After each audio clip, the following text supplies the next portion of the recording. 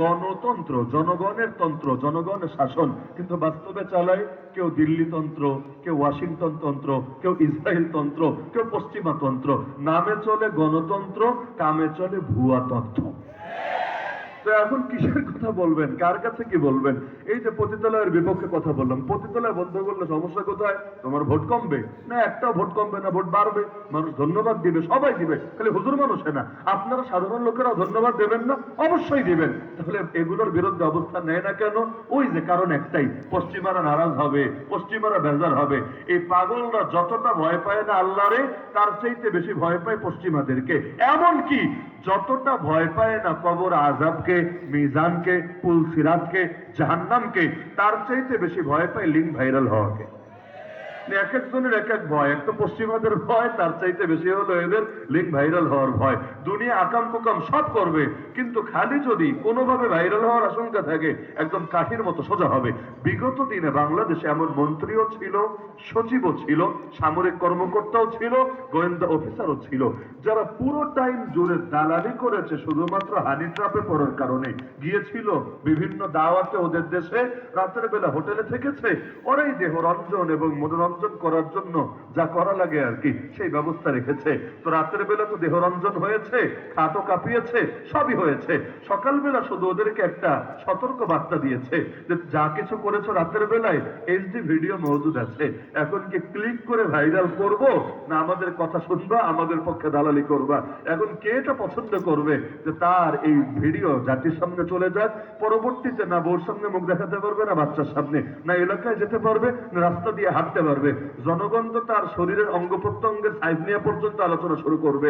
কি এক মহা মুশকিল রে ভাই, কই যাবে, কিভাবে থাকবে? তো বাধ্য হয়ে বলে না রে ভাই, দরকার নাই, আমার ভিডিও ভাইরাল করো না, কি করা লাগবে খালি বলো। তো পুরো টাইম দালালি করেছে শুধুমাত্র লিঙ্কের ভয়। অথচ এর হাজার ভাগের এক ভাগ ভয় যদি জাহান্নামের প্রতি থাকতো, আল্লাহর আযাবের উপর থাকতো, গজবের উপর থাকতো, এত ওয়াজ লাগতো না, এত বয়ান লাগতো না। বরং প্রত্যেকের দিলে আল্লাহর ভয় তারে সকল ধরনের নিষিদ্ধ কাজ থেকে বিরত রাখতো। যতই পুলিশ বাড়ান, যতই মামলা বাড়ান, মানুষের দিলে যদি আল্লাহর ভয় ঢুকাতে না পারেন, অপরাধ কখনোই সমাজ থেকে দূর করতে পারবেন না। এজন্যই তো আল্লাহ মুসলিম সরকারের ১ নম্বর দায়িত্ব বলেছেন, আল্লাযীনা ইম্মাক্কান্নাহুম ফিল আরদ আকামুস সালাহ।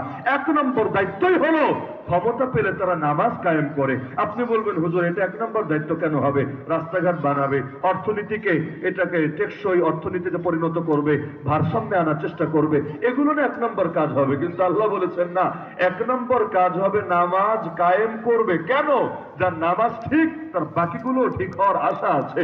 যার নামাজে ভেজাল, ওর সবকিছুতে ভেজাল থাকবে। আল্লাহর সঙ্গে যে ২ নম্বরই করতে অভ্যস্ত, ও জনগণের সঙ্গে যে কত নম্বরই করবে এটা আল্লাহ ভালো জানে। এজন্য সবচাইতে বড় চোর বলা হয়েছে কাকে? যে হাজারিবাগ মাহফিলে এসে আইফোন চুরি করে তাকে বলা হয় না সবচাইতে বড় চোর।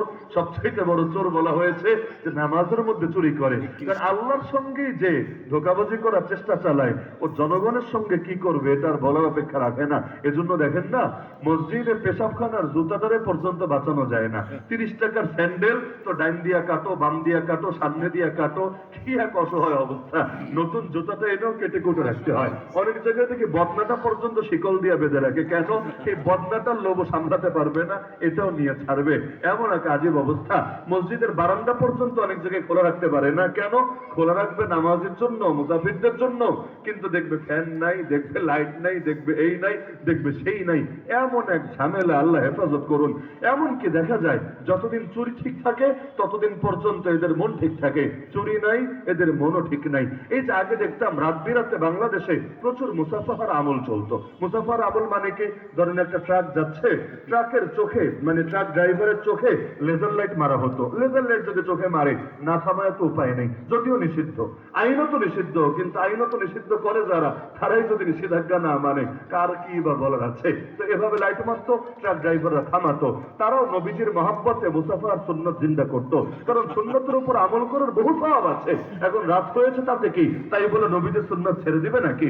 এখন তারা গিয়ে হাতটা বাড়ায় দিত, ট্রাকওয়ালা উপর থেকে থেকে মাশাআল্লাহ একেবারে সুন্নতের সাথে হাতটা বাড়ায় দিত, মুসাফা হতো, এরপর হাত পকেটে চলে যেত।